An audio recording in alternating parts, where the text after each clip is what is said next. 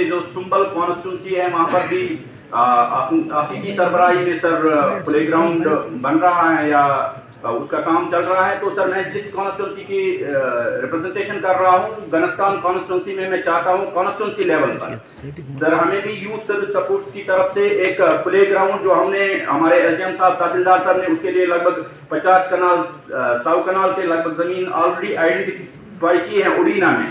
तो sir constituency level पर क्योंकि हम डिस्ट्रिक्ट बांडीपोरा की जो टोपोग्राफी है, एक एंड पर अगर गुरेज है तो दूसरे एंड पर अगर हम श्रीनगर के बिल्कुल नजदीक हैं, लेकिन डिस्ट्रिक्ट हेडक्वार्टर से हम लगभग 55-60 किलोमीटर दूर है, इसलिए आमतौर पर हमारी तरफ तवज्जो कम हो जाती है। तो सर मैं उम्मीद रखता हूं कि हमारी कॉन्स्टिट्यूंसी में भी इस साल प्रायोरिटी पर सर एक प्लेग्राउंड दिया जाएगा और उसके साथ साथ क्योंकि डी साहब ने 2-3 दिन पहले ही ज्वाइन किया है, लेकिन जो हमारे मसाइल हैं जेजीएम में जो भी यहाँ पर स्कीम्स बन रही हैं तो उसमें मैंने पहले ही रिक्वेस्ट किया है डी साहब से कि फिलहाल जो सर्दियों में कंस्ट्रक्शन का काम तो नहीं हो सकता है, अलबत्ता जो पाइप लेआउट है अगर उसमें तेजी लाई जाएगी तो वो सर निहायत ही अहमियत का हामिल मसला है। और उसके साथ साथ सर मैंने एक दिन पहले डी साहब की नोट्स में भी लाया था, हमारी जो यहाँ पर सुंबल असेंबली कॉन्स्टिट्यूंसी है लगभग 2.5 लाख की आबादी है और हमारे पास लगभग 4-5 रिसीविंग स्टेशन हैं और ज्वाइंटली जो हमारी एक डिमांड है वो ग्रिड स्टेशन की है, क्योंकि हम ग्रिड स्टेशन के लिए दूसरे डिस्ट्रिक्ट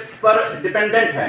तो इस सिलसिले में सर हमारी मेरे ख्याल से पूरी सोनावारी की जो एक ज्वाइंट डिमांड है वो ग्रिड स्टेशन के हवाले से है। तो सर इस सिलसिले में मैं चाहता हूं कि कुछ शुरुआत हो जाए, कहीं पर आप डायरेक्शन दे डीपीआर बनाने की या जो हम फिजिबल है सर, जहां तक मैं समझता हूं हमारी जो ये सोनावारी है ये उसके लिए फिजिबल है सर।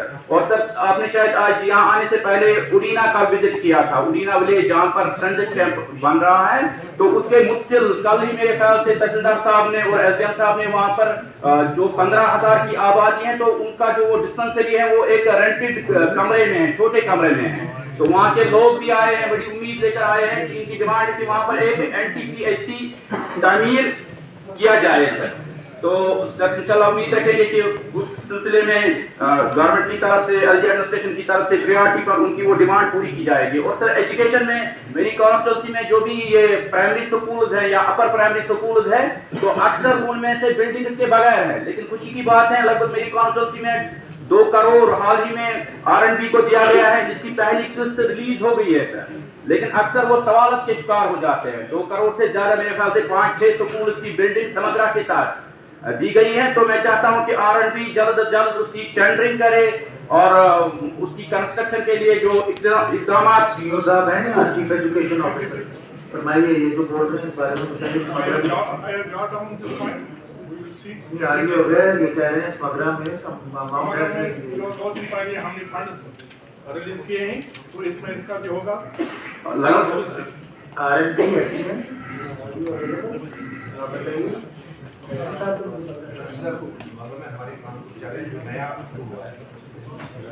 देखिए उसके लिए बनाइए आपको फंड रिलीज हुए मेरे पास है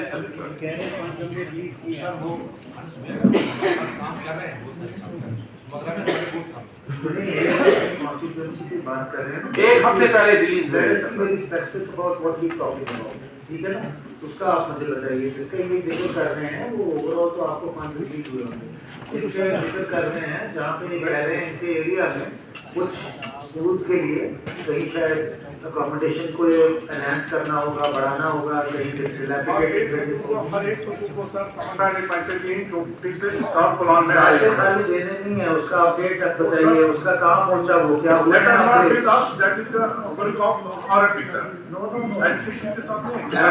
Who has released the money? Who has released the money?